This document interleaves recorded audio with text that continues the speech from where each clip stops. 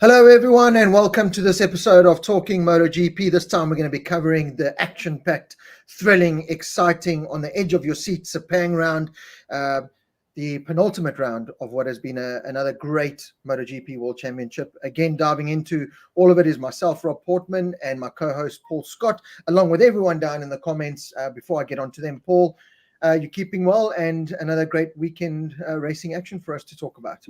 Yeah, absolutely. Yeah, Rob, fun. Health, all good, everything here. I see you've got a thick jacket on. Let me tell you about Benoni. We have been having an unbelievable heat wave. I think the average temperature the last 4 days has peaked at, if you were in the shade, 35 degrees.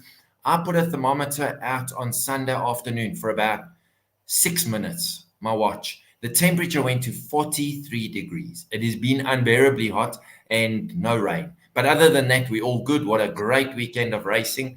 And I think we've got some stuff to discuss. Yeah, we certainly do. And in terms of whether you can keep your sunshine, it's overrated. No one wants sun. Yeah, especially the heat. And also, good evening to everyone who's tuned in. Pitch black with a cold breeze at 4 o'clock in the afternoon. That's how we like it.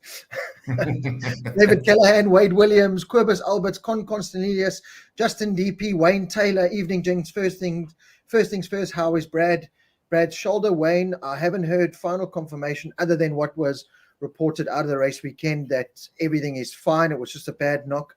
I know Brad will be at the EICMA show in Italy tomorrow on the HJC stand, signing autographs and that. So he's certainly going to get a workout from that shoulder, because I have no doubt he's going to be signing pretty much his life away there. So I think it's just a case of a bad knock. You know, it was 10 minutes straight after he was back on a MotoGP bike, and I think Brad just realized, especially around Sepang, 20-something laps in that heat, it was going to be a challenge too far. So rather get himself ready for Catalunya. So I don't think anything too tragic. We'll dive into that accident and just pull it apart a little bit and see what we can gain out of that. Just JP Sviak, Paolo Ciacchetti, Daryl Holmes, Ray Muller, Al Camino, Trevor Dalglish, Marnie Duplessis, Nicole Briet, Mariska Hutchinson, Mike Teal, and his grandson Liam joining us as always. Wimpy van den Berg, Shane High Rob, or some weird YouTube name there, Johan van Deventer, Jason Harrington, Brett Lawson, Gary Kayser, Dean Lemon, Dave McBain, CP Boertz, Richard Stierner, Ivan Pilisic, and Jonathan Murphy. Everyone already joining in. Hello and welcome to you all, and please get as many comments as you can in. Of course, we'll be asking for your opinions as well as we go. Colin Kane, hey guys, good to see you. You too as well, Colin. So, Paul, I want to start with a little bit of conspiracy theory, X-Files stuff going on here, because last week we were talking about this long lap penalty and the Morbidelli Quartararo incident, and Morbidelli has found himself, you know, in the eye of the race stewards and race direction a few times, and one long lap penalty maybe not enough. Should they introduce this, you know, yellow card and red card situation where potentially you do, you know, 3 long laps and then your fourth one, or 2 long laps and your third one is a ride through penalty through the pits? We kind of digressed through it, and you know, are giving our own 2 cents worth. A week later in the Moto3 class, David Munoz, who has been again in the spotlight of race direction and race stewards more than once, gets a ride through penalty right through the pits because he's been told off too many times. Now, the last time I saw a ride through penalty through the pits was probably a Darren Binder or someone, to be honest, many years ago in Moto3, either starting in pit lane or riding through pit lane. This is why we kind of wanted, you know, maybe bring it back. It fits the punishment better. It's more of a penalty rather than a long lap where if you get it right, you're losing a second, 2 seconds at most, and you can find your way. So the conspiracy seems to be that someone at Dorna is watching our show and is taking heed of what we're saying, because for me it worked. You know, it put Munoz right at the back of the field. You know, whether he's going to start looking at himself and holding back on these silly mistakes more. But for me, it worked. However many strikes he had, I don't know what ultimately made them decide, right, that's enough, you got to ride through penalty. I don't know if it's written in the rule book, Wayne, or someone in our comment section can say if it is maybe 10 long laps or if when race stewards just decide. But certainly we mentioned it. It came to fruition this weekend, and I think it's something that should be introduced more. Yeah, absolutely, Rob. So I think it goes back to the same thing we discussed last week. We said, with regards to the penalties and everything that the race stewards do, there needs to be transparency. Obviously, transparency to the teams, but don't forget about us as the fans and the spectators. We also want to know that David Munoz got a ride through the pits penalty because he's had 10 strikes or 6 strikes or whatever the case might be. I think it adds to the spice of the sport. We saw it last weekend with the long lap, with the possibility of Martin getting a long lap penalty because of him going onto the green all the time. We were aware. They might not have said, listen, he's got one more chance left, but we knew that he was on the edge. Now, suddenly Munoz gets the long lap penalty and the ride through penalty, and we have absolutely no idea.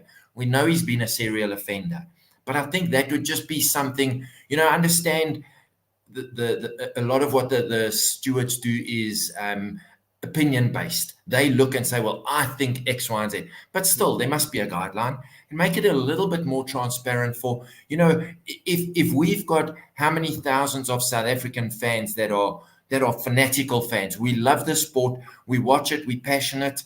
Imagine what the rest of the world is like. We know. So I think that would be a great thing. And whoever's listening to us and not admitting it, come on, guys, be honest. And Rob, I think we must start scrolling our email addresses at the bottom so Dorna can pay us to do this, put us in positions of power, and we can run the show in 4 or 5 years' time. Yeah, it was just as I watched it, I was like, I can't believe this is happening. And then it just clicked to me that we've just been speaking about this, and I think it'll certainly make the rider think twice. A long lap penalty, it's like a yellow. It's like getting a yellow card every time. I can just keep getting yellow cards. It doesn't. There needs to be that red card at some stage, and I think it worked, and I think it worked well. So it was just a nice little note to take note of the weekend. Yeah, absolutely. Yeah, to show for the people who tune in and listen to us, sometimes we might talk a little bit of sense. Just a little bit. A little bit. We definitely lean on our viewers most of the time for absolutely for the better knowledge. And another noteworthy thing from the Moto3 race, that David Alonso is just the kid is something special. He broke the long-standing record in the class that Valentino Rossi held for so many years as a 125cc rider. We all know where Valentino Rossi went with his career as one of the best, if not the best. David Alonso just seems to be, creating his own world in that paddock at the moment. He just, he almost got tangled up in the whole Garda incident, got pushed back to whatever it was, 12, 13 or whatever. And then he just picks them apart. He's just got this confidence about him that he's just, nothing phases him. Tire wear doesn't phase him. He had to use more rubber at a track. It was the hottest conditions we had. Nothing phases the kid, and off he goes. Win number 13 of the season. I cast my mind back to that dominant Moto3 season that Brad Binder had, in his 2016 glory, and how dominant he was. And some other riders that we've seen, Martin, winning his championship. None have been as dominant as this kid. So I know we've been hyping it up. A lot of the world has been hyping him up, but it's definitely seems to be worth the hype, and I'm excited to see him in Moto2 next year. Yeah, rightfully so, Rob, to achieve what he's achieved. And I'm going to say this, some people might feel, but the field is not that strong. That field to me is exceptionally strong. He's just a cut above everyone else. And exactly what you said, it doesn't phase him. I think the last 4 or 5 races, he's been second or third row on the grid.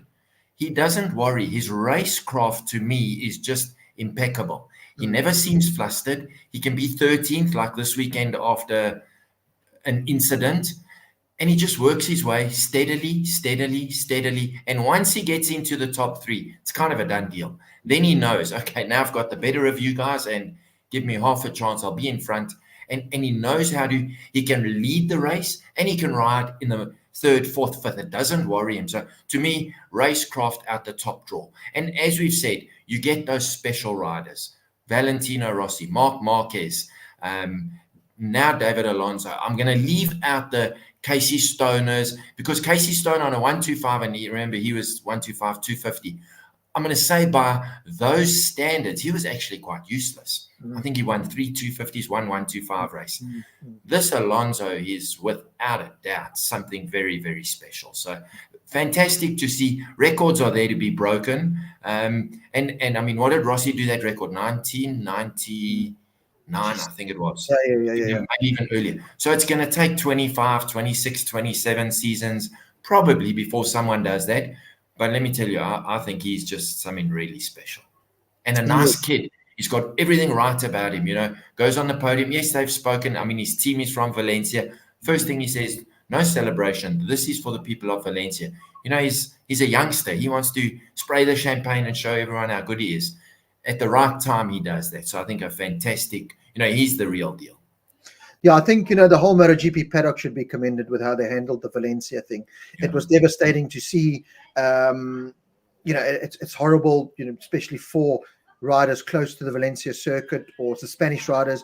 You're on the other side of the world, and this happens to your hometown, your home racetrack, a track that it's like our Kalami type thing. And, even Pecco Bagnaia, to his credit, coming out and saying it's not right for us to go race. I'll give my number one title away if it means going race. So I was really impressed with how the MotoGP paddock stuck together.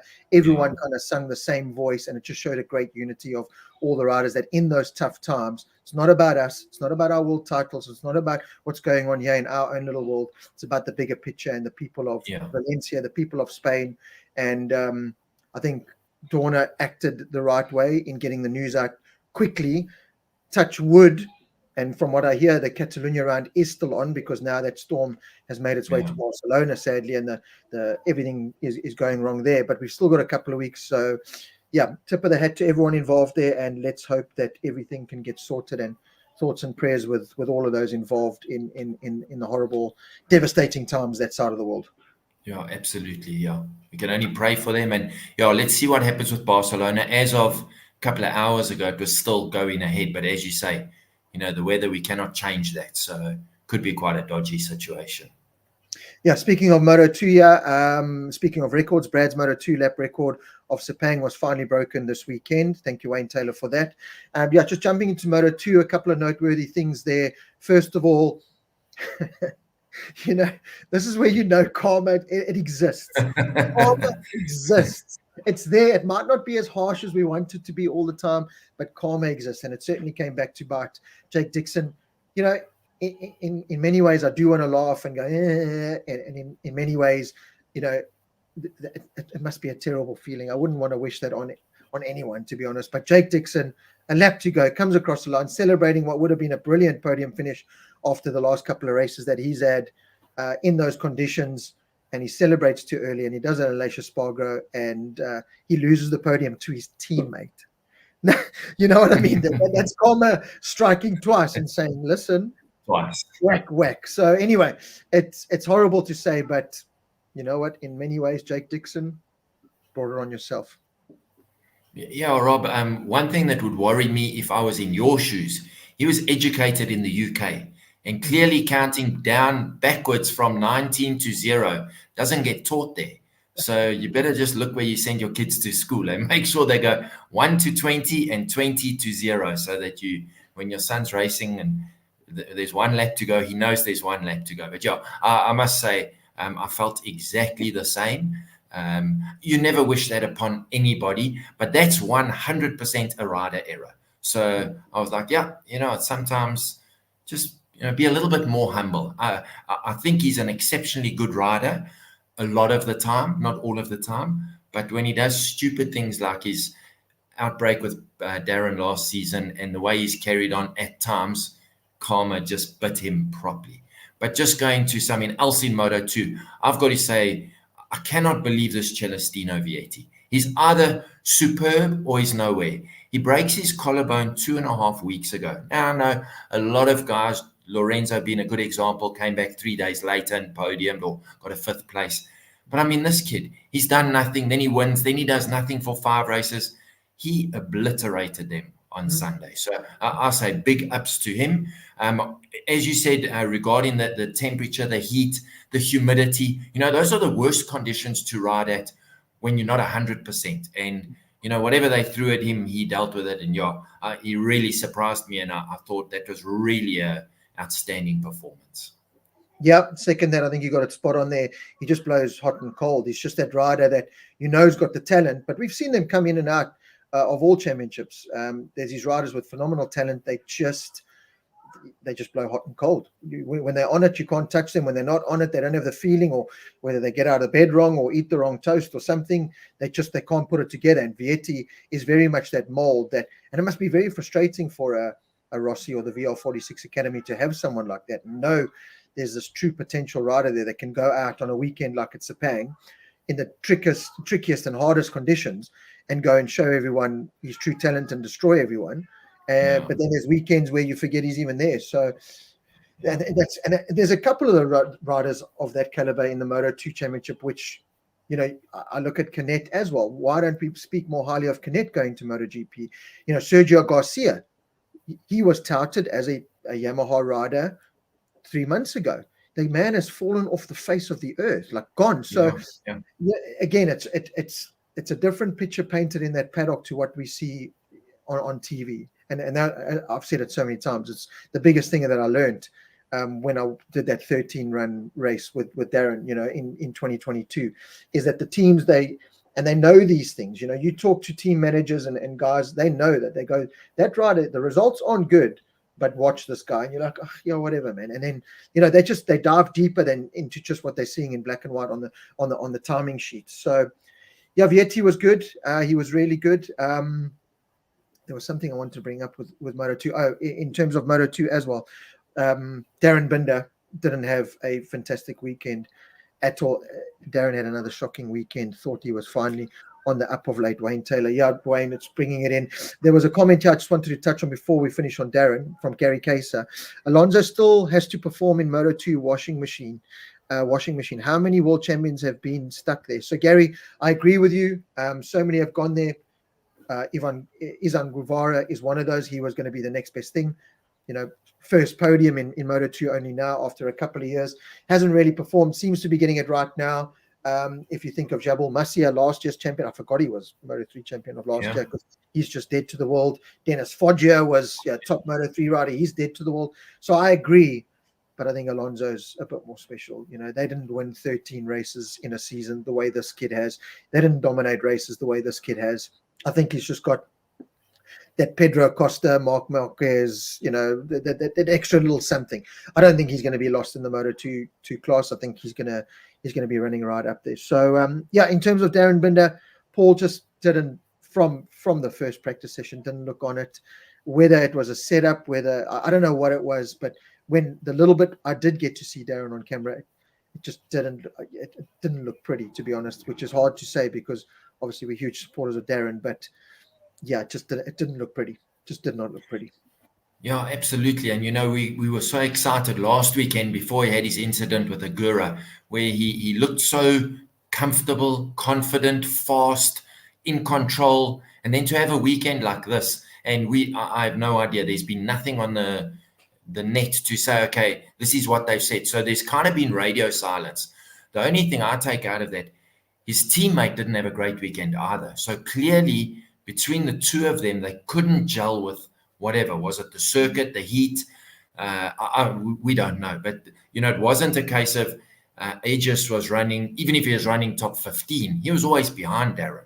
So just something didn't click this weekend, which, it's a bit of a worry. The good thing is that Darren's got to do this once more with that team. So if it is this internal strife and politics that we know has been going on for probably 2/3 of the season, he's going to Barcelona. It's probably familiar ground for most of the riders. So it kind of puts you back where you're comfortable, and let's see where it goes. But certainly, not even a weekend to, just forget about it and move on. Yeah, two things I pulled from that. What frustrated me was with Vietti winning, Dixon on the podium. So the WP suspension bikes, they were performing. Yeah.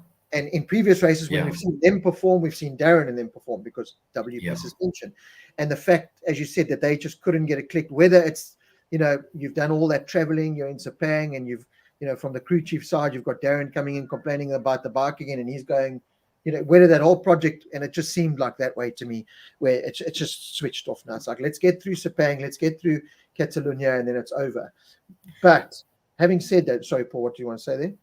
What I was going to say, Rob, is normally after the weekend, Darren or somebody, whether he's got a PR person, posts something.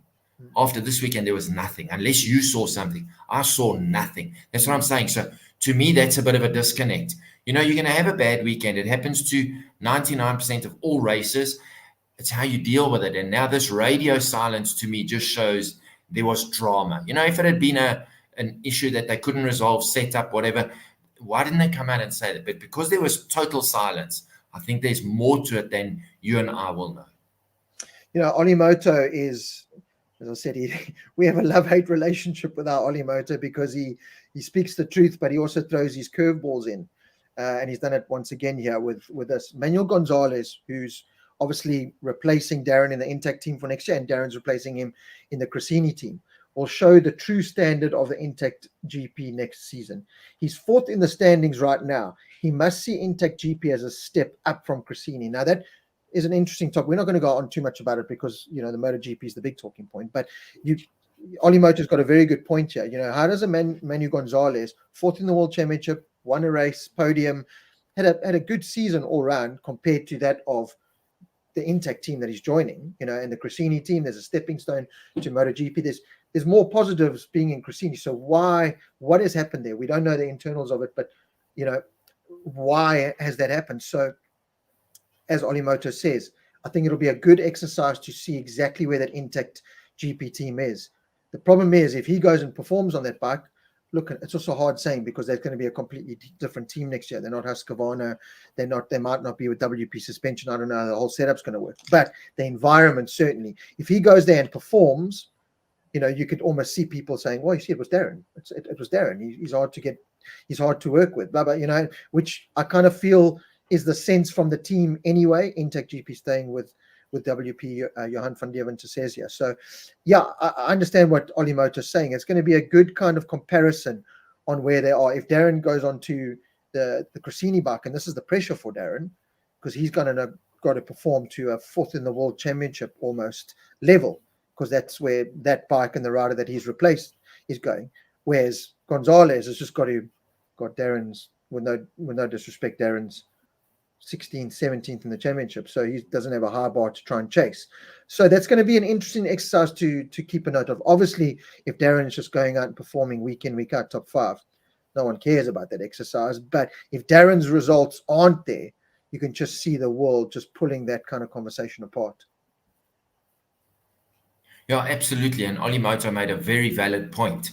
Gonzalez made this switch, made the announcement that he was switching early in the season. When I say early, probably just after halfway, way before Senna Aegis got his podium in Australia. So quite rightly so, he's either getting paid a hell of a lot of money, or he's seen something there that he likes. So, like you say, the proof will be in the pudding. Proof of the pudding will be next year, when he's got to get results, and we'll see what Darren does on a bike that we know Gonzalez has been very competitive on. So the very, very, very apt comment that. Scott Mordaunt, yes, Darren does have official merch. binderracing.com, I think, is the website. You can go buy it. It's for South Africa only, but you can go on there, and he's still got previous number 40 merch up at discounted prices, and then he's got his new number 15 merch up there as well. But remember, there is the meet and greet on the 14th of December at FOSS KTM in Alberton. You can get down there as well, buy the merch on the day, and get Daz and Brad to sign it as well. Michael Voleslis, I never say his surname right. Intact team have only performed well in Australia. Both riders have battled in qualifying. Look, qualifying, that we've touched upon it. Darren needs to sort qualifying out. Whatever is holding him back there, it just sets up his whole weekend. He's made it a positive in a couple of races, which has been brilliant. But the level of each championship, you just can't be doing it that way. It's really digging himself a big hole to try and climb out of every weekend. Okay, Paul, the rematch. Pecco Bagnaia, Jorge Martin. I was watching one of the YouTube pieces today that MotoGP put out, and it's just fitting how Pecco and Martin have been teammates in the past, in Moto3 before. In 2018, Jorge Martin won the Moto3 world title at Sepang. Pecco Bagnaia won the Moto2 world title at Sepang. So they have this intertwined connection over the years. And as we digress and pull the weekend apart, what I really enjoyed right at the end of it was, through everything, there was still this massive respect shown. Yeah, there were the little mind games thrown in with Martin trying to follow him and Pecco not going for it, and which we want to see in some ways. We want to see it, and Martin's going to play whatever card he has.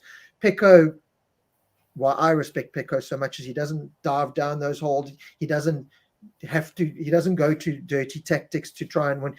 He's a straight shooter. I don't want Tanea and everyone helping me. If I lose it, I lose it. If I win it, I want it to be with me. So, but at the end of all of this, at the end of that epic race, there's a handshake, there's a nod of approval, there's this sportsmanship and this respect between those two that you love. Obviously, we love the dramatic side of them punching each other up, and Cole Fogarty and Keeley, the entertainment side. But when you look at everything that these guys have been through, it could have easily turned into a Marc Marquez, Valentino Rossi. It could have easily boiled over into that. It hasn't. The guys are going for it, and may the best man win. And there'll be nothing but respect from both camps when that does happen. Yeah, Rob, exactly what you're saying. And I think it was Bagnaia who said, we might be rivals out on the track, but there's no need for me to hate the guy. Yeah. Which is a very good mental philosophy. I think also going back to, the Frankie Keeleys and Cole Fogartys and Biaggi and Rossi in the stairwell, I think times have changed dramatically. I do believe there's a lot more media focus than going back 15, 20. So, and they're aware of that, and their responsibilities to Ducati, to Pramac, to whomever it is, I think they're fully aware of it. They are professional athletes, and I'm not saying for 1 second that the generations before weren't. They were less, when I say less professional, less in the spotlight as professionals. So I think they're fully aware of that. With social media, there's a camera on you all the time. If you think back to the Rossi Biaggi story, and that must be 2000, roundabout then, not one person filmed that on their phone. Imagine today, those guys can't even walk out of their houses, and there are 30 people with phones, with cameras, videoing what they do. So, times have definitely changed. But certainly my head when it comes to this rematch story, who am I going with? And last week I said Martin. Well, on Saturday, Pecco showed. Martin rode behind him in qualifying. He did that blisteringly fast lap on his own with Martin probably half a second. He knew Martin was behind him. He just put his head down, Pecco that is, and he said, catch me if you can. And he simply annihilated the lap record. So that to me showed the character of him. I want to talk more about my sentiment when we talk more about the racing. I don't want to just dive in there. But I just thought, if anyone thinks Pecco hasn't got what it takes, and I know he has, just what? He doesn't need anyone around him. He goes out there, he's got confidence in his ability, the tires and his bike, 100%. And he knows how to step up when he needs to. I think the biggest picture that both riders painted this weekend is they're both worthy champions. Pecco is a worthy champion. Sometimes it kind of gets with the mistakes that he's made. And if and when Pecco loses that number one plate, he only has himself to blame, and he'll be the first one to put his hand up. There's been too many mistakes, and we saw it again on Saturday. But as Wayne Taylor says here, this is where I was going to lead into. It's crazy how far ahead the two guys are now, and Mark is hanging in there with them now most weekends. Those three are a cut above the rest. So my biggest taking was, first of all, I remember it was Casey Stoner many years ago when he did the first 1 minute 59 lap time around Sepang. And we thought, oh my God, I remember doing it in PlayStation on the game and thinking, yeah, look at me, like you can't, breaking the 2 minute barrier at Sepang does not exist. Obviously time and development, whatever. Last year, or the year before, I can't remember, it was Lorenzo Pedrosa or Maverick, someone in a test at Sepang, in the official test, did a 58 and a high 58, and we were like, oh my God, geez, like this is getting ridiculous now. You can't. Pecco Bagnaia did a 56.3, as you said, by himself, And I watched an onboard. And please, everybody, if you have not done it, do yourself a favor. Go onto YouTube, MotoGP, and watch the onboard of that lap with Pecco Bagnaia. Anyone that has played PlayStation before, and this is what blew my mind, is last time I played MotoGP on PlayStation was 2-3 years ago. But you were always 2-3 seconds faster in the game than they were in real life, because it's a game. You can, doesn't hurt if I'm or fucking, whatever, and just go. I watched that, and it felt like I was watching someone play the MotoGP game. That's how fast Pecco Bagnaia was going on that lap. He was so precise. I couldn't believe it. My mind couldn't comprehend how fast he was going on that bike, how smooth and effortless he made it look. He wasn't out of shape or anything. And conclusion from that is, we've spoken about Ducati moving the goalposts, and yes, it is them, but it's those two riders on that machine. Pecco and Martin have moved the goalposts, because Martin go, okay, there we go. Pecco will go, okay, well, there we go. And it's just done this. And Marc Marquez came up with a very interesting statement. He said, I bought a ticket to the show. I paid dearly for the ticket because I was trying to stay with the show, hanging in there in third place. But he also said it wasn't just the bike that there was the limitation. He dipped his cap off to both Pecco and Martin, because with everything on the line, they didn't have to beat Marc. They could have let him go. Pecco had more to lose. He was watching these two guys, and they were doing it 13 passes in the opening 3 laps for that lead. 13 at lap record pace in the 57s or 50 or low 50, whatever it was. And these guys were doing it. I watched that weekend, that race, and I just went. And the mistakes that Pecco's made this year is all because of Martin just going, here we go. If you want to stay with me, we're here now. We're here now. This is where it is. There's no we're giving 100%. There's 10% left. They are at 110% every single corner, every single lap. And I know the passing is not there as often as we want in main races, and we call it boring. But when you look at it from that perspective, how fast and how much commitment those guys are doing each and every lap to be the best and to be ahead of one another, it's insanity. And I just can't, and I'm sure the whole field did, just applaud both those riders for what they did this weekend. It was absolutely spectacular. And Rob, on that point, it wasn't just that the racing for 3 laps was exceptionally hard, exceptionally pressurized. Martin had a lot less to lose, because had Pecco taken them both out, he would have been champion. Not that I think that figured into his head at all. I think his thinking was, oh, you want to race me? I'll show you. And Pecco's thinking was, I'm going to beat you no matter what it takes. And saying that Pecco races fair and square 99.9% of the time. And he raced him as hard as Martin gave to Pecco, Pecco gave back. And I just thought to myself, listen, I'm glad it ended after 3 laps, because then Pecco pulled the gap. But imagine if that had carried on for another 5 laps. I think I would have had a heart attack. It was just insane. I couldn't believe it. But these two guys put everything out there. And, and you rightfully have said, and I think there's a 99% chance Pecco's going to lose the title. He only has himself to blame. He's won more races. If you take the sprints out of it, he's got way more points. Generally, he's been the faster of the two. He's made more mistakes. And Saturday was the case in point. He would have been a lot better off had he just followed Martin. He made such a small mistake, if it was a mistake. He hit a bump on the inside of the track. That shows, Rob, they are on the ragged edge 100%. There's no margin for error. So I commend both of them. So, that was, as a fan, regardless of whether you want the one or the other to win, as a fan, you've got to watch that and say, these are the best of the best, showing us what they can do. And yes, Marc was hanging in, as he said, he had the best seat. Where was everyone else? And I know there's been times where people have commented and said, but they don't show Brad on TV and they don't show this. Why would they?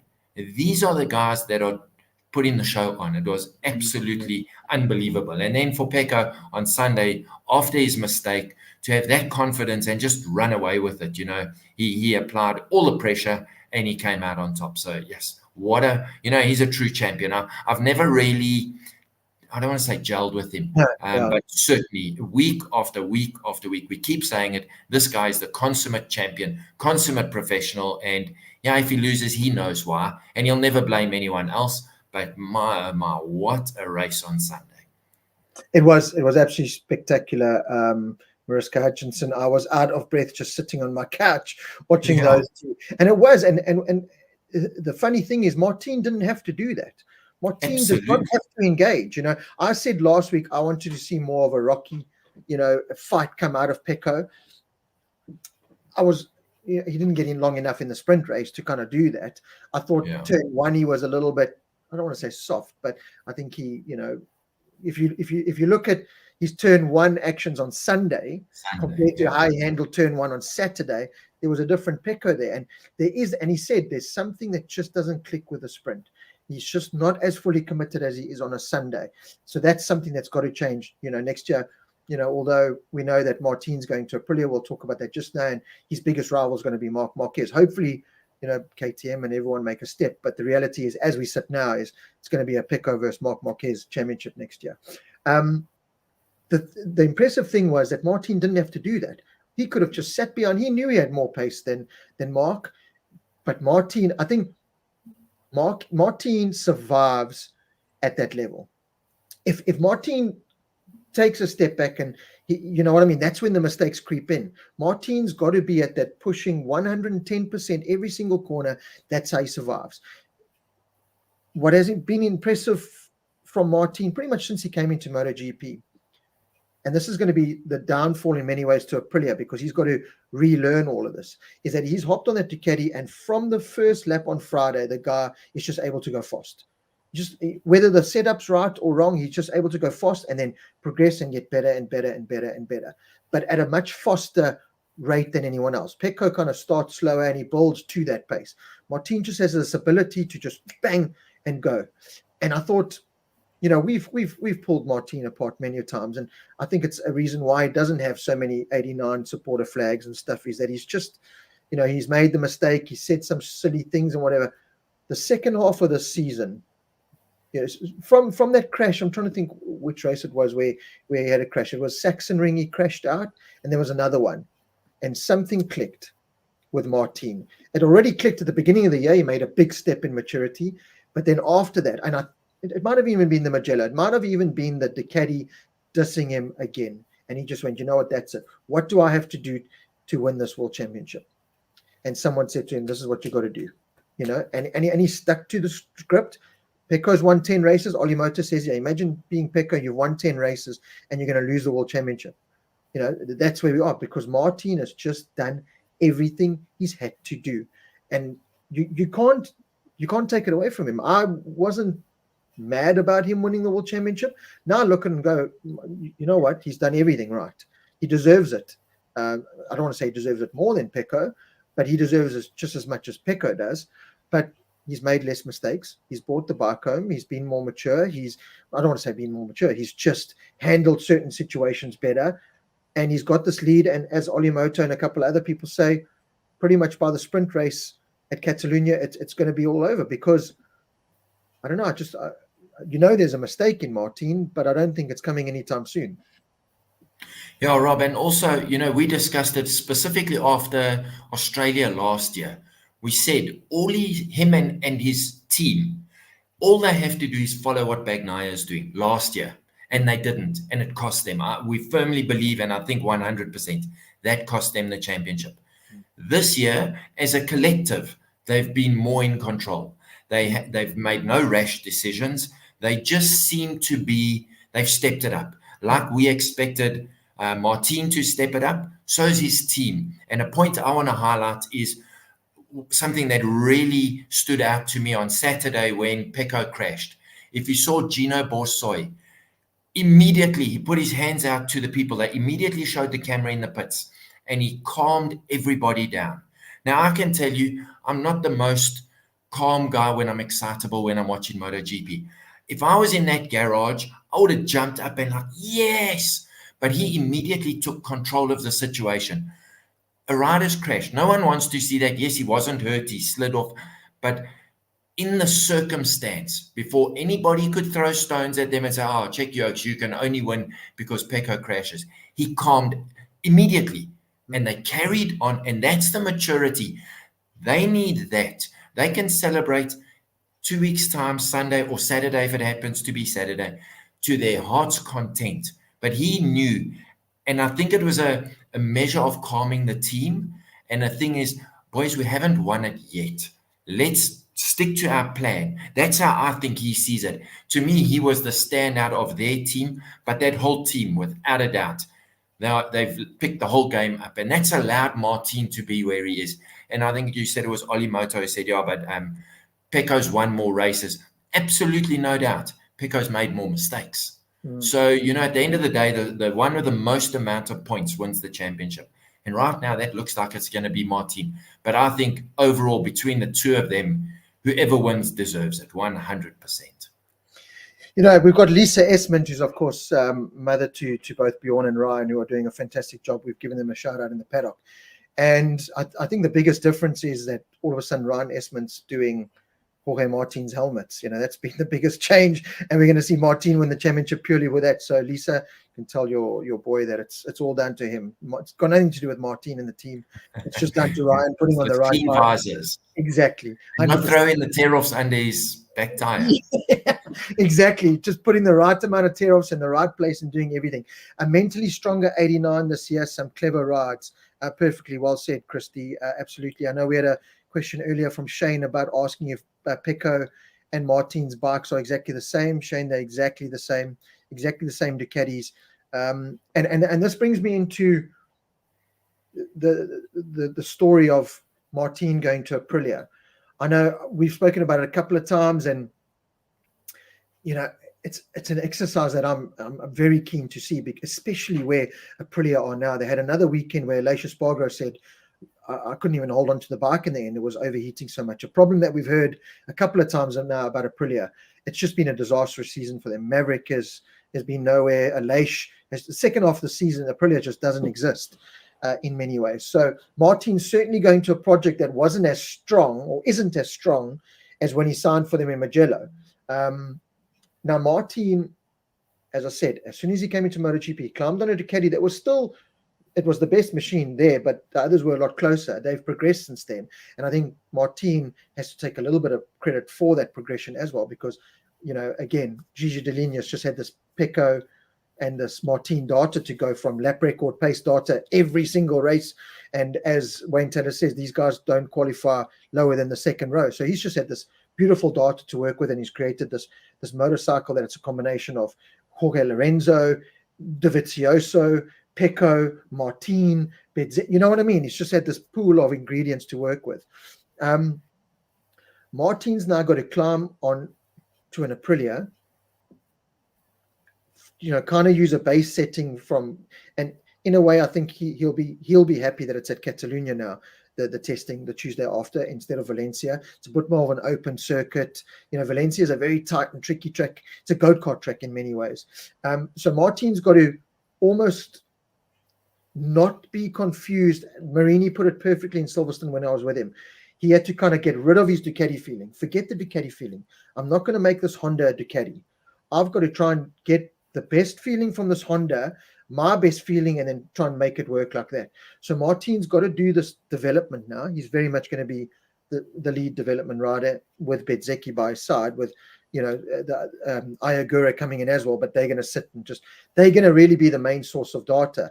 And Martin has proved that, in terms of development, he's a better development rider than Bezzecchi, because Bezzecchi just hasn't been able to make the GP23 bike, from last year work that other riders, Di Antonio, Marc Marquez, have. So how Martin is going to go on that bike was always a head scratcher to me. And he's going to battle. He's definitely going to battle. He's been spoiled by this Ducati. But when I watch him now, I think you cannot be that good.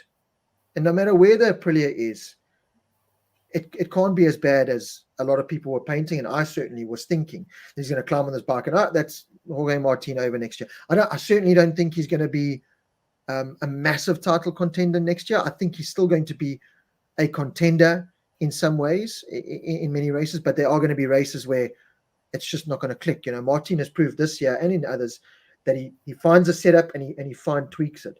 I think that Aprilia is still a bit all over the show at the moment. So I suppose what I'm trying to pull from this is looking at Martin and how much he's matured and how good he is, just how good the guy is at the moment. Surely he's not going to be as bad as the picture that was being painted on that Aprilia as we all kind of thought or think. Yeah, well, the Tuesday after Barcelona, we're going to find that out because, as you mentioned earlier, one thing with Martin, very quickly, 2-3 laps on a Friday morning, and he's up to pace. He doesn't go much faster than that. So if he runs like this weekend, if he runs a mid 157 yard, they got into the 56s, he'll be consistently at that pace where other riders will build up. And we've seen Pecco, he needs the whole of Friday morning, whole of Friday afternoon. He's way more methodical. So I think what we'll see with Martin, possibly not quite so much on Tuesday because they've got to get the setup right. They've got to get, handlebar position, foot rests, seating position. So it's a little bit more complicated than just getting on the bike and saying, okay, we're ready. But I do think it'll give us a fair reflection. I firmly believe that as of right now, he's way better than anyone else on the Aprilia currently. But that's comparing him, he's on a Ducati, so it's easy to say that. But I think if you look at his ability and his maturity at the moment, I think he's way better. So if he was on the Aprilia from today, you would see that he's streets ahead of Vinales and Aleix. As we've discussed, I don't know what's gone wrong there. They've got big changes happening. So with him coming on board could be one of those things that picks the whole team up again. I said it a couple of weeks ago. They're losing out on so much because it just seems like nobody cares. But I do think with him moving there, he's going to get a rude awakening. There's absolutely no doubt. But I think he's got the temperament now, having had these past two seasons racing for the championship. I think his temperament is that of a winner. And he's going to go there where, I don't know if Maverick's ever had that. Aleix most certainly, and I say that with no disrespect. Aleix has never won a championship. He doesn't know what it takes. Yes, he's there and he races and he wants to do as well as he can. Martin has won a world championship. He came very close second last year. He's probably going to win this year. His mentality is way different. And I think as much as the bike might initially be a limiting factor, I think his mentality will put him, 4 places ahead of where possibly the bike should actually be. Yeah.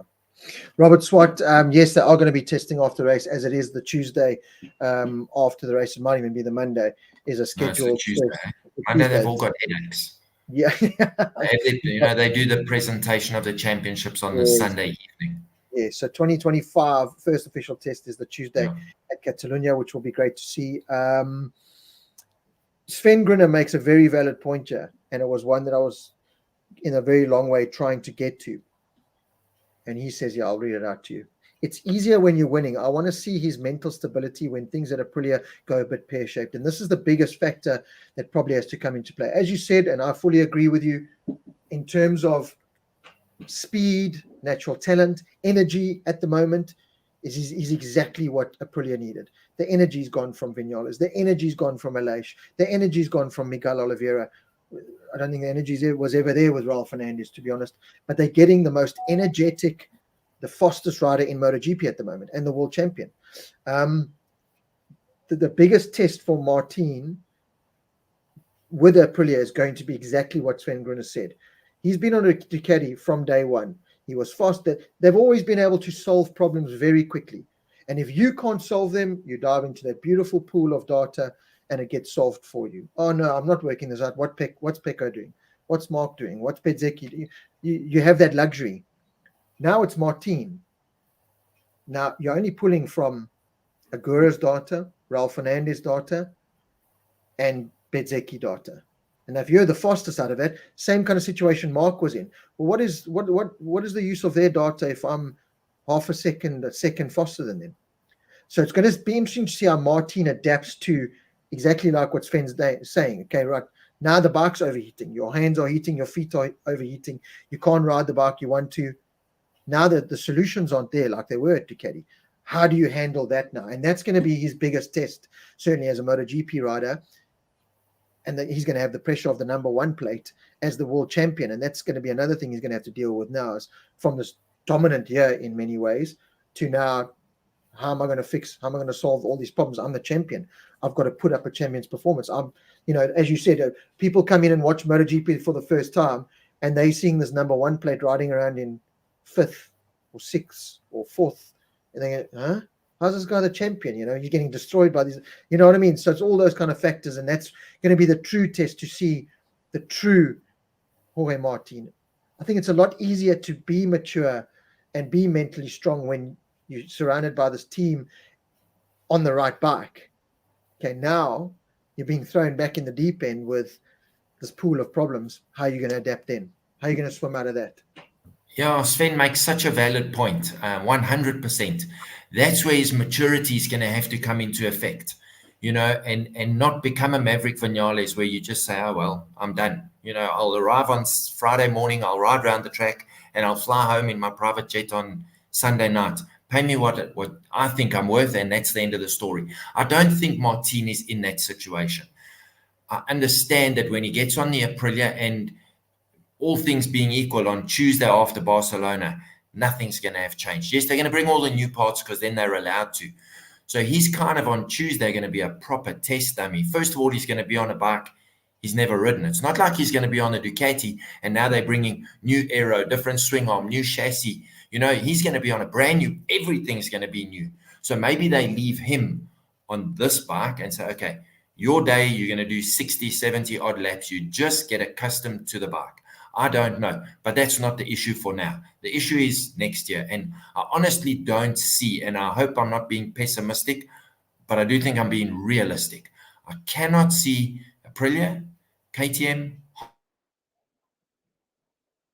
Honda, and Yamaha making a big enough step to challenge Ducati. Unfortunately, I'd love to say, it's going to happen.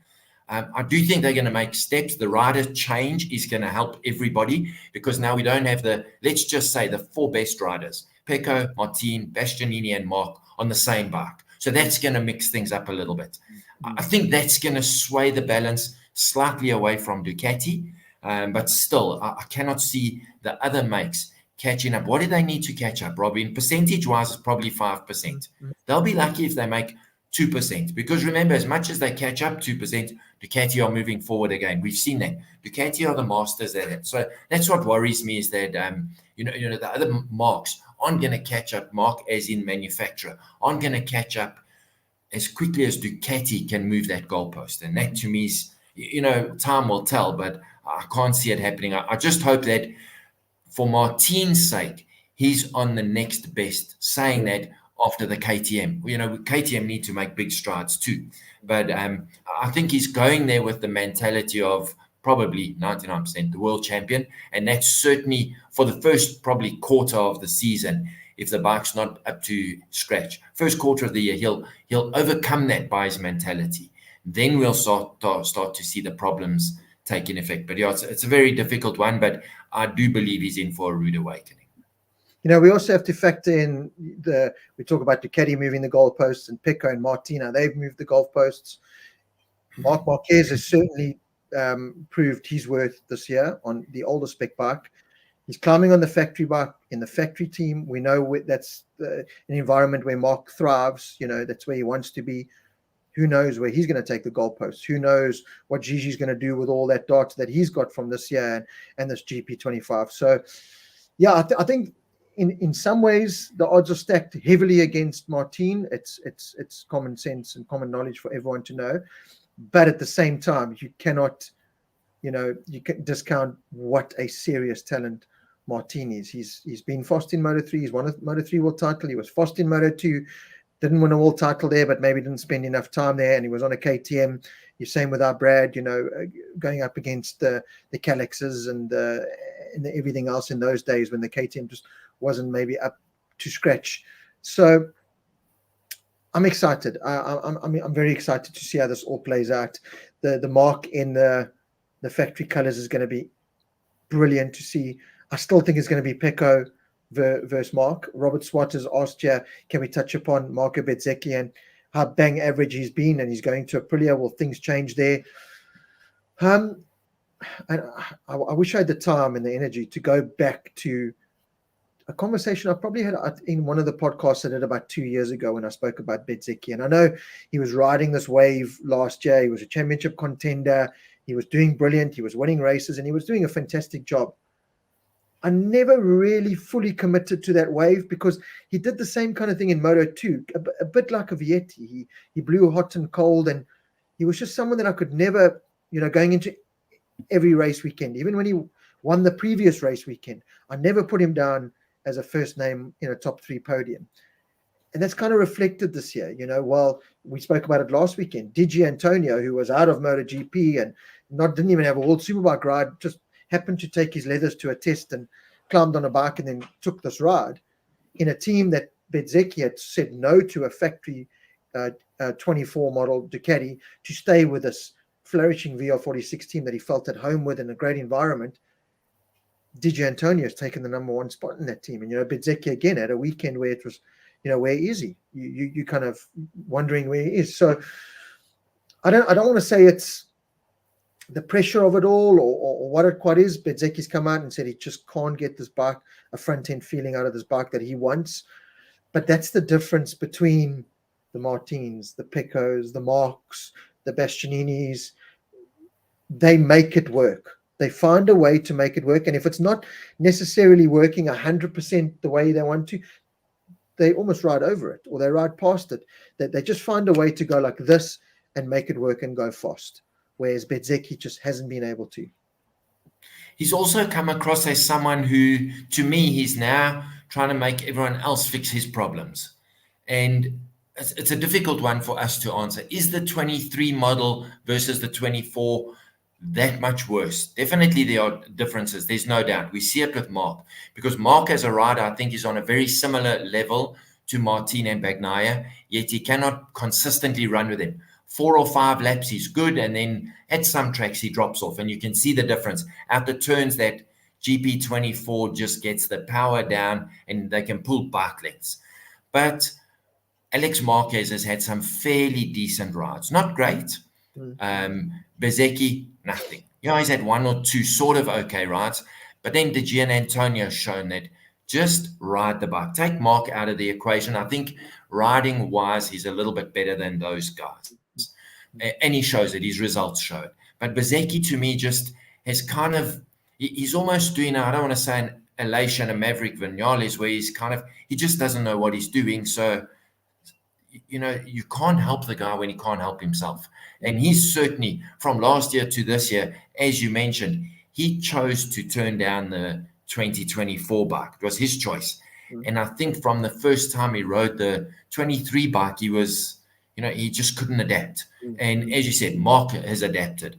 Antonio has adapted. They've worked around the problems and committed to it, where I don't think he's fully committed. He's understand he's complained about the same issue. But surely with all the data that's available, and even if it is from the 2023, they've got the whole of last year's data to look at. They just can't find a solution, which to me goes possibly to his crew chief, but I think to him in exactly what you said. He can't ride around those problems where, you need to adapt. And it seems like he's got a bit unstuck when it comes to the ability to adapt, which doesn't bode well for next year for him.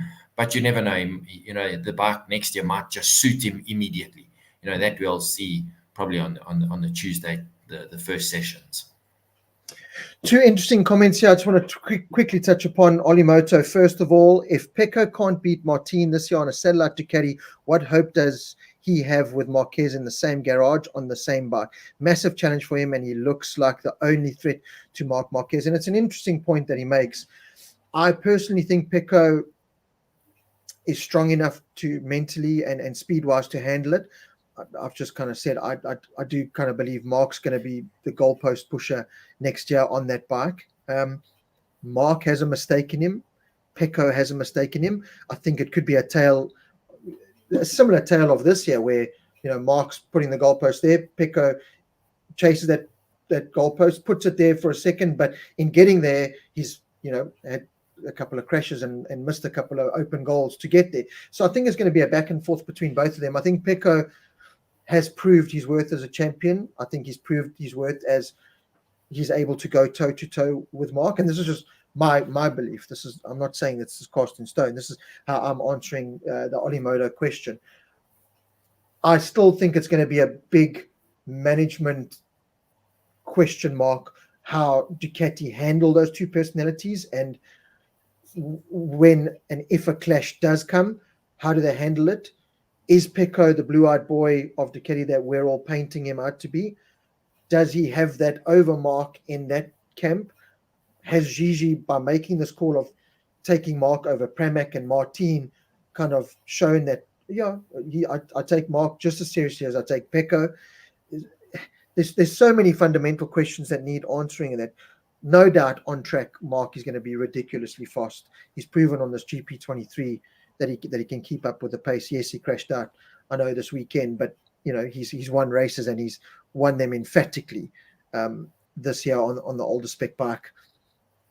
If it's a case of can Pecco handle the pressure, which I think ultimately comes down to the question, I think so. But I do think there's going to be very much the same kind of story being told this year, where there's going to be mistakes from both parties, but it's going to be pushing 110% every lap, and potentially even 55s next time we go to Sepang at the end of next year. Well, absolutely, that Pecco's shown that he's up for the fight. He might lose more rounds than he wins. That we'll see next year. I'm not saying for 1 second he will or won't, but certainly his fights that he's had with Mark already this year, where normally Mark is very accustomed to barging his way past and making the pass stick. Pecco's done it to him 3-4 times, where he said, mister, I'm in this race as well. I have every right to do what you do to me, I do to you. And he's raced him equally as hard. And Pecco's done the same thing with Martin, especially when he didn't need to.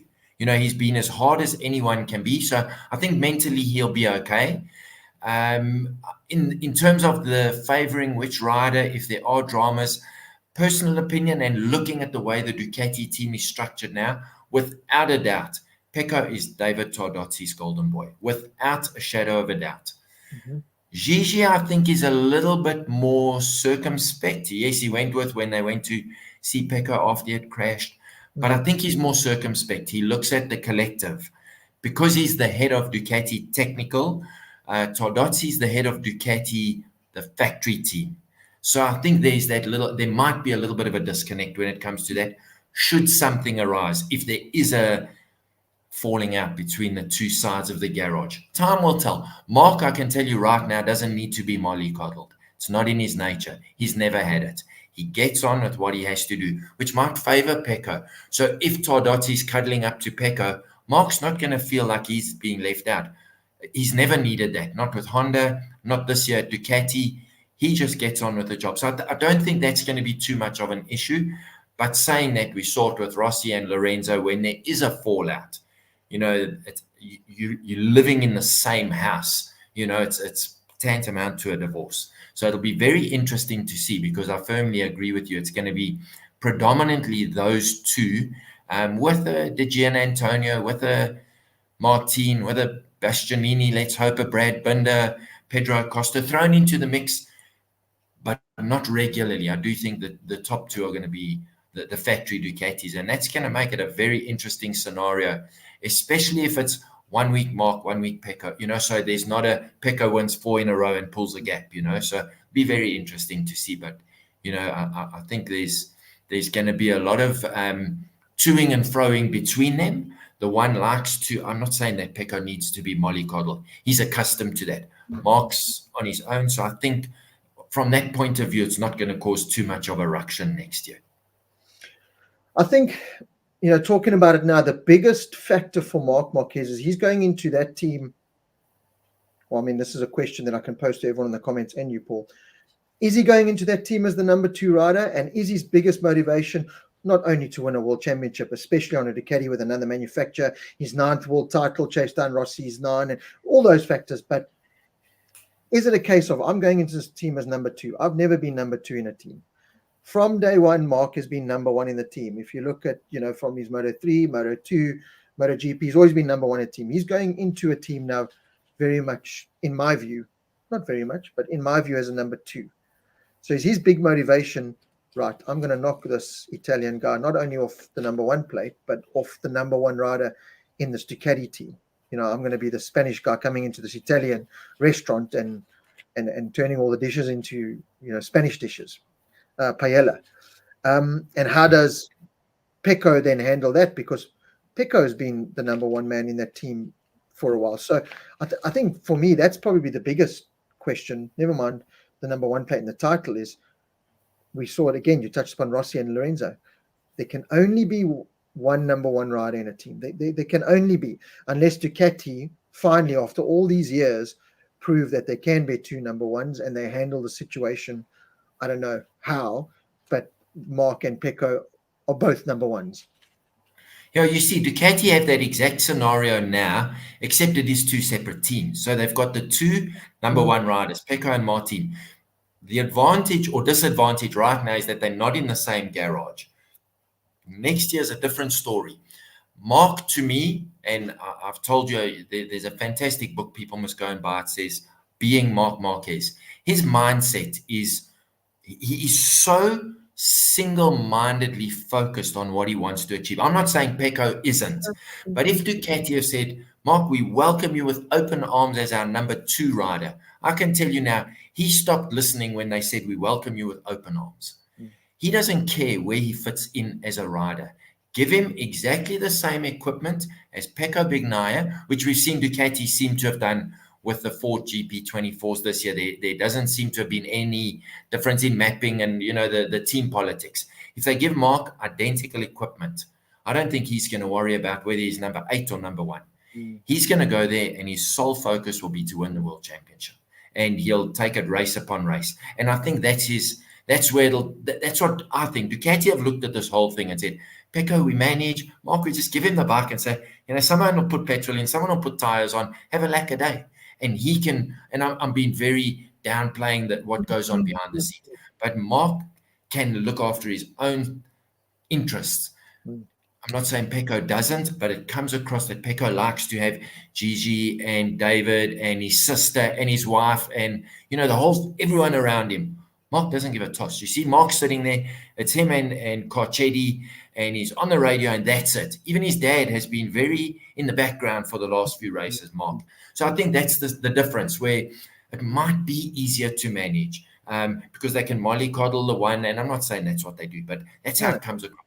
Putting it in simple terms. That's how I think it's going to pan out, that, the one guy is just going to do his own thing, and the other guy's going to do what he's done all the time. He needs that team environment. I could be wrong, but that's certainly how I see it panning out. Listen, it's thrilling. Never mind this final round of the championship we're going into, where it's Pecco versus Martin and all the excitement of that, and then there's the Tuesday test, then it's the Mark on the factory bike. Gigi, has he built this 25 GP bike more towards Mark's data or Pecco? There's all these interesting factors that we could talk about for days. Either way, it's very exciting. One thing, we're going to talk about Yamaha, and we're going to talk about, obviously, the incident with Brad, Jack, and Fabio in a second. But Andrea Essex makes I suppose, a question that it's a big question that's surrounded us for the last couple of years. But, and it's one that you keep pulling apart every week, every race weekend that goes, you kind of pull it apart.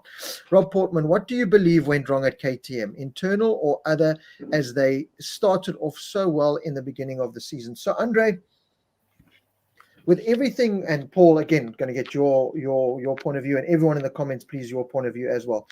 The more I look at it now, with all the changes, with Guidotti out, and the other big Ducati tech guy that came in and he got homesick and left, we've spoken about it, and change is always a good thing. Did KTM maybe just try and do it too big, too quick? Jack Miller, all his KTM, he's crew chief, the technical guy from Ducati, and just Guidotti, and just go. Sometimes you've got to sculpt pieces, to make them right, to fit the puzzle. Looking at it now, was it all just a big, big fast bash, bing bong bush? Again, I don't like to always use it, but I reference, football with Man United. They try to, in many ways, do something similar. Okay, Ferguson's gone, but bang, bang, bang, bang. Okay, Moyes, no, out. Okay, you bang, bang, bang. Okay, no, that player's crook. Okay, bang, bang. You know what I mean? Just too many factors thrown in. Has that kind of just, and we've spoken about it before. There does seem to need to be someone that grabs it by the neck and says, right, stop all this cuck. We're throwing way too much. There's too much chaos. Brad has used that word chaos way too many times for me this year. And he's spoken about it more on track, but it could also be referenced to everything going around in that KTM environment. Just too many things just coming all over the show. And from the outside, the picture that Pedro has painted this year has been more of calmness and more of relaxed, more of a, right, we're onto something here. Whereas, you know, Brad and Jack certainly haven't painted that same kind of calmness. Acosta's gone, I've kind of found a setup and I kind of tweak it between, I know he's crashing and whatever, but it just seems to be more of a stable kind of still water environment there. Whereas with a factory team, it just, Brad and them, we tried this and it never worked. We tried this, we found it, but it didn't work. You know what I mean? There's always these up and down factors. And I think that for me has been the biggest downfall to KTM, is that maybe, there's the saying, you throw the kitchen sink at it. Maybe there were too many kitchen sinks thrown at this.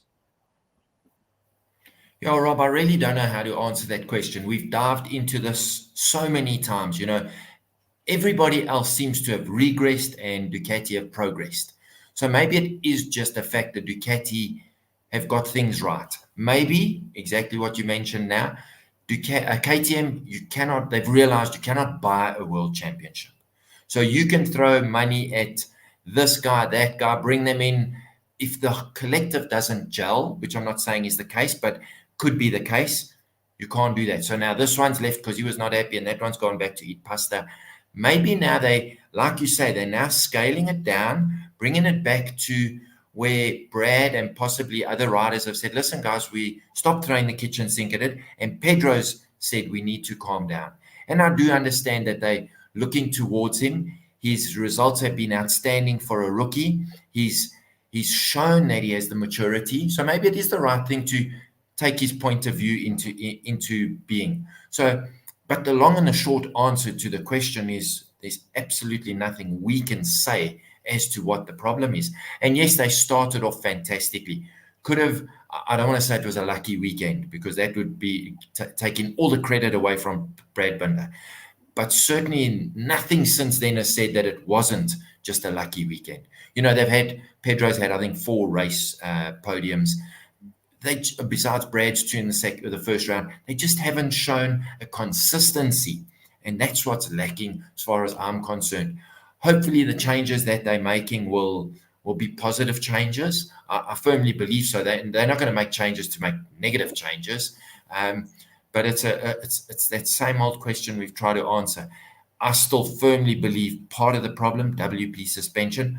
My humble opinion, I could be talking absolute rubbish. But it's a difficult one to answer, especially when you're up against such a strong bike as in the Ducati. But just to mention, in case, I don't know, this guy's surname was Essex, didn't know, the Ducati thing has been an 11-year progression. So KTM haven't been in MotoGP for 11 years yet.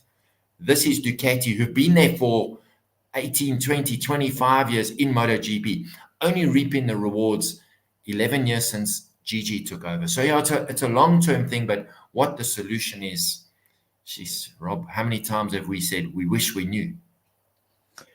I think all we can really say, without going on for hours and hours and hours with it, is I think the changes that have been made for next year are positive, both in terms of team structure with riders and staff. Aki Ayo, I think, is brilliant. I think Bastianini coming in is brilliant. I think Brad and Pedro in the factory team alongside each other is brilliant. I think the fact that they're all 4 Red Bull KTM, same bikes, I think the pool of data is going to be better that we spoke about this year. It's very much been Pedro and Brad. Now you're going to have 4 riders next year. Vinales, I think, will have his on-track data positives. His mental state, we don't know, and how he fits in and gels with the team, we don't know. So I think all you can really say is that things certainly are pointing in the right direction on paper as it stands for next year. And that's kind of all we can hold on to. That's what I'm kind of holding on to, is the fact that, right, let's just hope they can sort these things out. It still concerned me that we were watching, well, I certainly saw KTMs that were vibrating teeth off their riders on the weekend, bikes that, especially when I watched that onboard of Pecco doing a 56.3, saying it's like a PlayStation game. The little bit pieces that I saw of Jack and Pedro and Brad, it just looks like such an effort to get that bike in and out of corners. It really just does look like they're really having to beg this motorbike to do what they want it to do. It was I just clear want to jump in there quickly, Rob. There was one video footage coverage in the race of Brad was ahead of them. Brad, Jack, Pedro turning into one of the corners, and Brad and Jack exactly the same. The back of the bike steps out, and then as they're tipping it in, they allow the bike to come back into line. Pedro was dead straight. I don't know if you noticed that it was one shot where the camera panned just on the three of them. And it was almost deja vu of what you've been saying all the time. Brad and Jack letting the bike be more wild. Yes, and they beat Pedro on Sunday. But Pedro's style just looked so much smoother, which over the course of a season might be why he seems to be going so much. I know he's had lots of crashes, but he just seems to be moving a little bit better in a more positive direction. Just something I noticed. Sorry, I jumped in there while you were still talking, but there was that one shot that just highlighted the difference between Brad and Jack, and I'm going to say versus Pedro in the same team, but completely different riding styles. Yeah, it's something that as you said, I've pointed out and I've kind of highlighted and seen throughout. And Pedro didn't really answer my question when I asked it at Silverstone. Is he riding the bike that way because he feels that's the best way to ride that bike, or is he riding the bike that way because that's how he wants to ride it? And again, like you said, they had the drone shot and they showed this Pedro Acosta again, Brad and Jack, as you said, going sideways, which means they can't turn the bike in, which means they turn the bike in later, trying to force it to the apex, where Pedro's almost in the middle of the track, the bike a lot more in shape, and then putting the bike in. There's nothing wrong with Brad and Jack's exit speed. Pedro couldn't pass Jack purely because Jack's exit speed was so good. He could catch up mid-corner, I think is the biggest positive that Pedro has over them, and it's because he's got the bike more in line when he's trying to hit the apex. So that's something definitely that Jack's leaving KTM, that hopefully setup wise, or if it's something Brad needs to change riding style wise, or he wants to do but the bike's not letting him, or he's just too ingrained in that bad way of riding the KTM. I don't know, but it's something that I've highlighted, and like you said, it's there for everyone to see. I did just see again, sprint race, Brad did brilliantly. And again, it was like, yes, he's beaten Pedro and he's beaten Jack. That's all Brad's got to do. The big problem for Brad now is after the incident, which we'll talk about straight after this, is that he now trails Pedro Acosta. And I've said a couple of weeks now running, for me, Brad's biggest thing that he needs to do, maybe it's not such a big thing because it's not like you're fighting for top 3 in the championship, but it's pretty much for 5th and top team and manufacturer honors. But he now trails Pedro Acosta leading into Catalonia, which in a tough season, I think would have just been a good win for Brad to go at the end of the year. Okay, it was a cock season, but I'm 5th in the World Championship, which is brilliant, behind only 4 of the 8 Ducatis. And second of all, I'm the leading KTM. Third of all, I'm the leading best of the rest. He doesn't have that now. And let's hope that this shoulder injury doesn't carry into Catalonia and we can really see him put up a good fight at a track that he, like, as you said, a lot of riders enjoy. So yeah, I think Brad's still got some work to do to try and come out ahead of Pedro Acosta before the end of the year. Yeah, but as much as it's speed on the bike, it's also a mental game. And that thing of being beaten by your teammate, yes, we know he's not exactly a teammate, but he is. I think it's a very important thing, and especially for a guy like Brad, who, without a doubt, he's the team leader, without a doubt. I also think that maybe he's mature enough to say, well, we know the reasons why, but still, there's no remarks on the score sheet. And let's see what happens after Barcelona. Hopefully, Brad's won both races, got all the points, Martin's world champion, and everyone's happy, and we live in Kumbaya. But I'm just going to be a little bit of a negative Nancy for 3 seconds here. Barcelona this year, sprint race. Bagnaia first, Martin second, Mark third. Main race, Aleix Espargaro won. Mark was second, Pedro Acosta was third. Brad wasn't in the top 5 in either of them. And I can't remember going back. I just looked at the results. I looked at the results specifically to see Martin and Bagnaia for Barcelona. And it's kind of an even keel here. They, sorry, in the sprint race, Aleix won. Bagnaia crashed on the last lap while he was leading in Barcelona. So anyway, going back to that point, Pedro beat Brad at Barcelona, and as I said, I can't remember why. So let's hope whatever the reasons, Brad can turn that around. And we need Brad to have a 3rd, 4th, 5th place finish in the race on Sunday, because that's good points. And Pedro to be 4 places behind him, that would be fantastic. Yeah, like Ollie Moto says, does it really matter if Brad beats Acosta or whatever? Acosta has clearly shown he's the fastest KTM rider in that. And Ollie Moto, I fully agree with you. And as you said, that's why KTM have gone with Pedro as the number 1 rider and going his direction rather than Brad's. I just look at it from a point of view, from the rider's point of view. How Brad, if I'm a Brad and I'm looking at the end of the season, yes, the rookie's been faster than me overall. He's a faster rider than me at the moment. But as you said, if you look at the championship, those record books will show that I finished ahead of him. And that's a positive that Brad himself could take. Never mind the project. I'm just talking as a rider himself. That's what I ultimately want Brad to hopefully focus on. And that's why I'm kind of hoping he can get one over Pedro. It's not going to, whether Brad beats Pedro in the championship or not, Pedro is the fastest rider. They're going with his thought process and his setup. They've kind of come out and said that. From a personal point of view, as a Binder fan and knowing him, and it's just that little win from what has been a tough season. Finishing 5th and 6th in the World Championship, is it much of a difference? Not really, but it is when it's your teammate, effectively, the rider they've chosen as the number 1 rider, and more importantly, the rookie. You can come out and say, I've beaten him. What happens in the second season, we don't know. So that's just why I really kind of flying the flag for Brad to do it. As you said, I remember Brad at Catalunya, he had that horrible crash in turn 1 where the bike pogo. Oh, that's right. It was a very bad weekend for Brad. I remember the bike wasn't working at all and he had some silly crashes and that. So let's see how he comes back. Either way, as I said, I think KTM are going about it the right way. I think there's going to be a bit more of a calmness about the project. I think Bastianini is such a grab for KTM. I really do think Bastianini is a massive, massive grab and going to help take that project forward. Paul, let's move on quickly then to Yamaha. Before we get to Yamaha, let's digress this accident that happened in turn 1 that ultimately cost Brad and Jack Miller a chance in the Sunday main race. Thankfully, thank the Lord above that all 3 riders came out unscathed. Yes, Brad a little bit injured. Jack Miller, when I saw that picture of him walking down the pit, I honestly thought Dorna had made a mistake and I got some archive footage of earlier in the end, because I was like, there's no ways this guy, especially because it was almost straight after that, just showing that replay of Jack. I can't even bend my neck that way. I looked at that and I just went, oh my God, this can't be. So when I saw Jack was, okay, thank goodness. Pulling the accident apart, I've watched it a gazillion times from the footage that has been made available.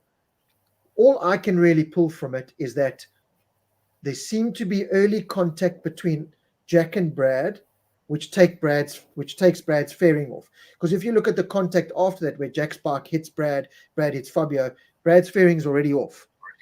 Now, so it just seems like to me at some point there's been contact, whether it's Jack on Brad on Jack, I don't know what it is, that's catapulted both of them, put Jack into the back of Fabio, Jack Miller literally dangling at the back wheel of Fabio going down and Brad going down actually quite hard. I wasn't surprised when Brad pulled in, because I could see that he had taken a big beating.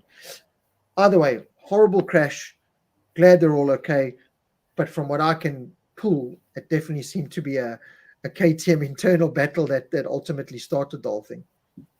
Yeah, and that's a very difficult turn 1 into turn 2, because turn 1 is almost it's a hairpin bend, and then it immediately so riders that haven't had the greatest of starts, or if you watch Ayagura, have had a fantastic start and kind of railed it around the outside, might be carrying a bit too much speed for when they do turn it left into turn 2.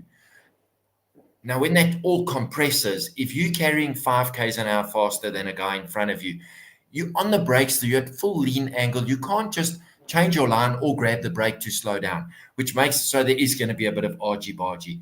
Rob, if you saw the camera angle coming from turn 2, in the background, you did see Brad's fairing shoot up into the air. So certainly there was contact with, I agree with you. I think it was him and Jack. But then never mind how lucky Jack was. I mean, his head was stuck between Quartararo's rear wheel and the tailpiece of the bike.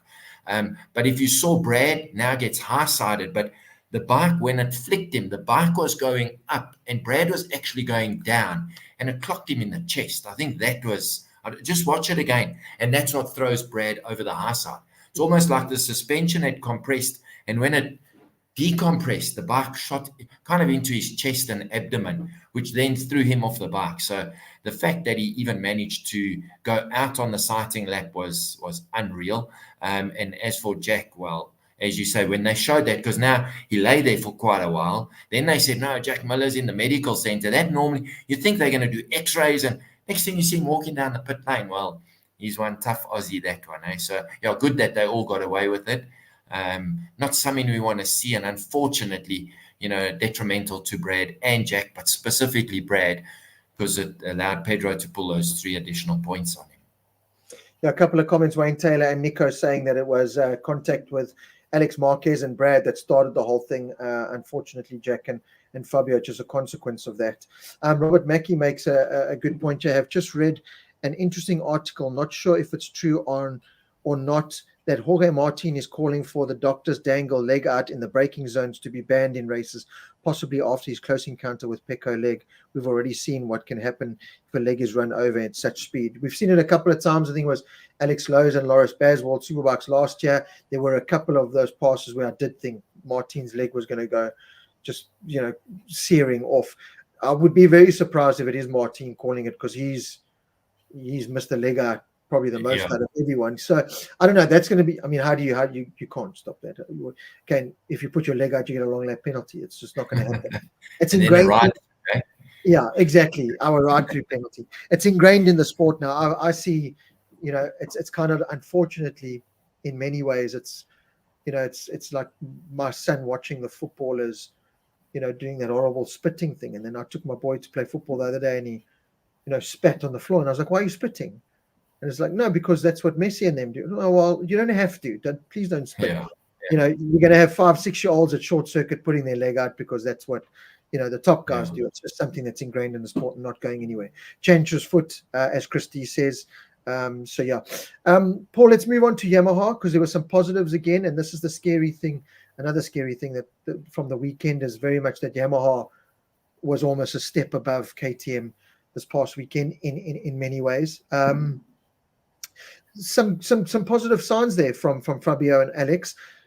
Some negative in the fact that they bought this new engine, and Fabio's one broke pretty quickly, but certainly, some positives to take from Yamaha, and there haven't been many this year. Yeah, I think Quartararo, and I've always thought he won the championship probably when it was, I don't want to say at its weakest. That's very discrediting towards him. He's a world champion. But the last few races, he's just, remember last year, Rob, we said this was checked out. Until he signed that multi-billion-dollar contract, he had kind of checked out. The last 3 or 4 races, he's shown me a Pecco-like spirit of, listen, I'm going to get the best out of this bike. And this weekend, I mean, what did he finish? 6th in the main race. After the incident, which fortunately, I mean, he hobbled into the pits, but clearly once he puts that helmet on,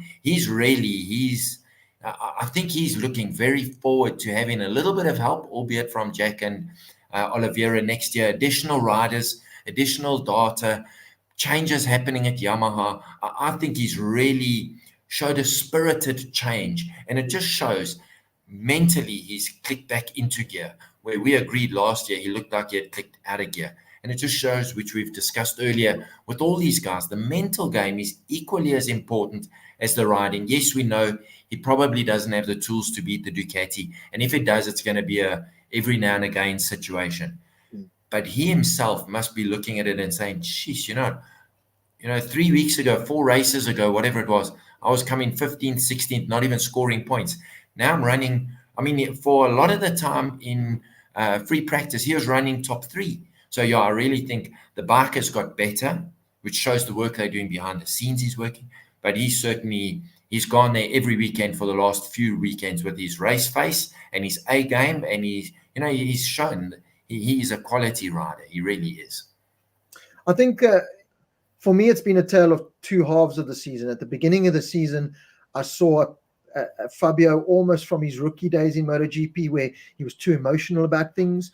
Okay, so the bike's not on the pace, and then it was blaming the team and this, and throwing his toys out the cot, and he'd be on camera and he'd hit his tank, and just that immature side of Fabio that we saw in his early days in MotoGP, which you can understand earlier on. Than back then, he was 21 years old, came from Moto2, was fast straight away. I could understand that. He then matured for his World Championship, and we saw the best version of Fabio Quartararo. We lost that a bit as the Yamaha, got worse and they fell into this hole. I think Fabio was dragged into that a little bit with him. Certainly the last, as you said, maybe 5-6 races, I've seen a Fabio that's gone right. I've got to work at this. This is not going to change overnight. I can see the hard work the team are putting in, and it came out in his debriefs. It started to be more of we're not finding solutions, and It started to be more, the team's working very hard. We're trying everything. We've done this and this and this. So I've seen a second half of the season of Fabio switch, a more positive Fabio, as you said, kind of doing a more of a matured kind of calm Pecco-ness to it, understanding that it's going to be, it's a tortoise and hare race very much, and we're the tortoise right now. But at some point, we're going to be, we're going to be one of the hares or closer to the hares in the race.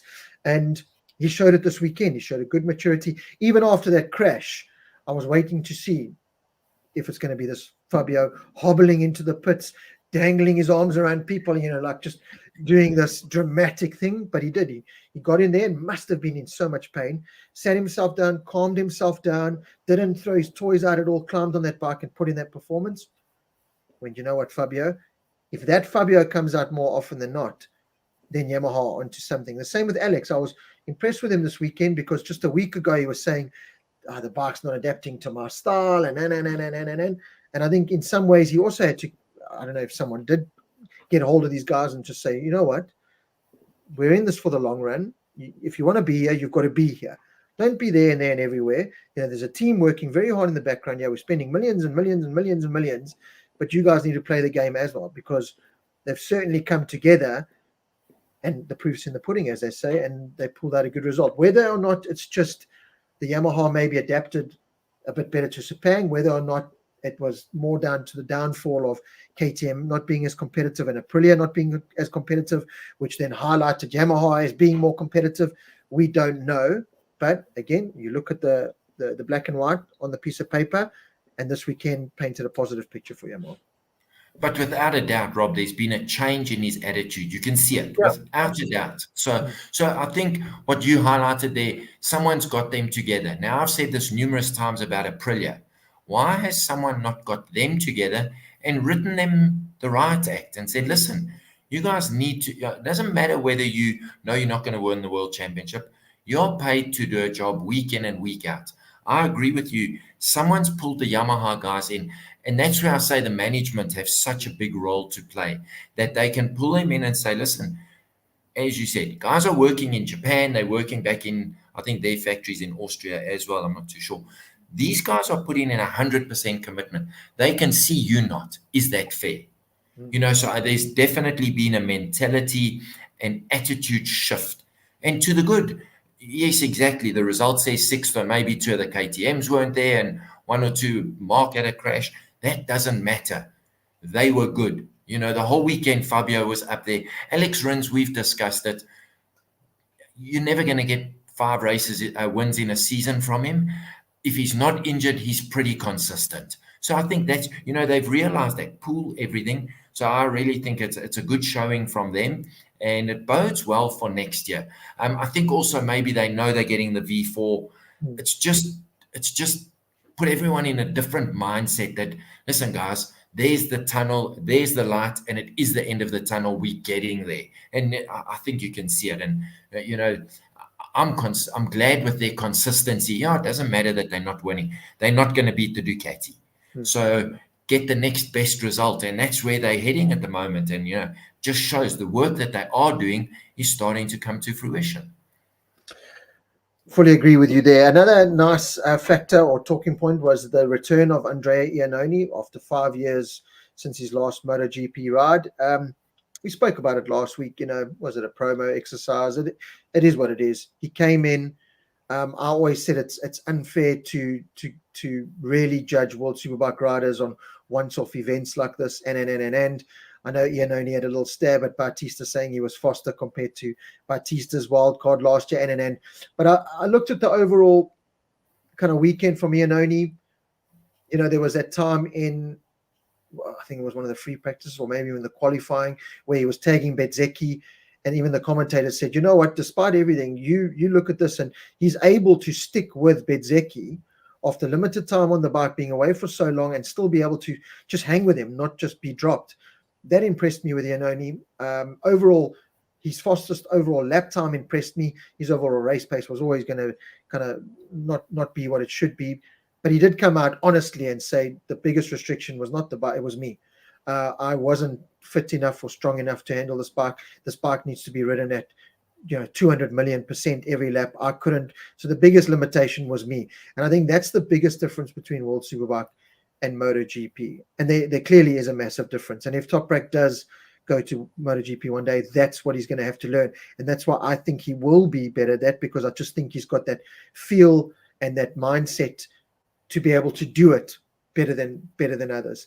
Is make that step and push the boundaries of the bike and the limits of yourself as a rider and the bike more, because that's what he's done his whole riding career so far. He's always kind of been on the back foot, and he's made these bikes better. But from Iannone, overall in the weekend, I was pretty impressed. Nice to see the Maniac back in MotoGP, even though it was just for one kind of swan song, but it does also just prove, I know there was a talk of him potentially, coming back as a full-time rider, as well as I think he did. And again, I don't want to be too judgmental. I don't think he would fit overall into a full season of MotoGP. I think there are better riders that could take that spot. Yeah. If you have a look at him as a physical specimen, he's lean. You can see he's a professional athlete. It's not like he's got a beer belly and a double chin, and he's lean. He's an athlete. And he said he was the limiting factor. And I understand it's like any sport. It's he's been playing B League. Now he got moved to the A team.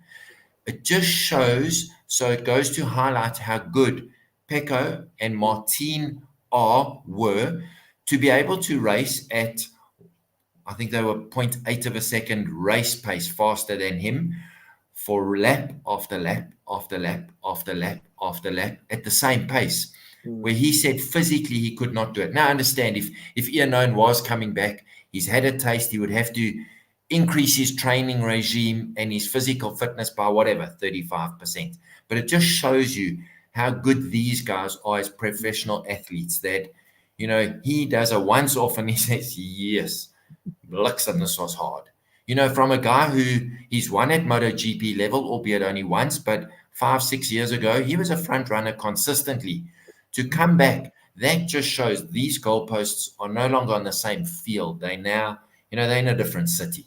And I think that was an honest interpretation, an honest statement from someone who's no slouch on a motorbike. It's not like he's a has been from years gone by. He was reasonably competitive, podiumed in World Superbikes, jumps on this, and he's like, good for one lap, which we saw behind Bezzecchi, chased him for a lap, got into the top 8 or 10 for a while, but overall race pace, he was, he said, these guys are special, without saying that. For him to say, I physically couldn't do it, it just shows that, it looks so easy on TV, and, they just do it lap after lap after lap. They are gods. There's absolutely no doubt about it. Yeah, Robert Mackey said he needs a few more of those special KL stakes if he wants to compete in MotoGP. Paul, another fantastic chat, another fantastic week's racing. To everyone in the comments, thank you so much. We have a week's break, but come this time in 2 weeks' time, we will be talking about a new MotoGP world champion. Whether it's going to be Pecco retaining it, looks highly unlikely. I do think we'll be talking about Martin, deservedly so, winning the world title. Let's hope that Brad can be fit and focused and well to go attack one more time before the season ends. Let's hope that there's an almighty battle between Martin, Pecco, Marc Marquez, Bastianini, Brad, Acosta, Quartararo, everyone at Catalunya. And let's hope we're talking about another fantastic weekend. Let's hope that we are talking about Spain getting back to a little bit more of normality after everything that they've been through. And no doubt that spirits will be lifted, money will be raised for Spain from what is going to be a fantastic way to end a season at Barcelona.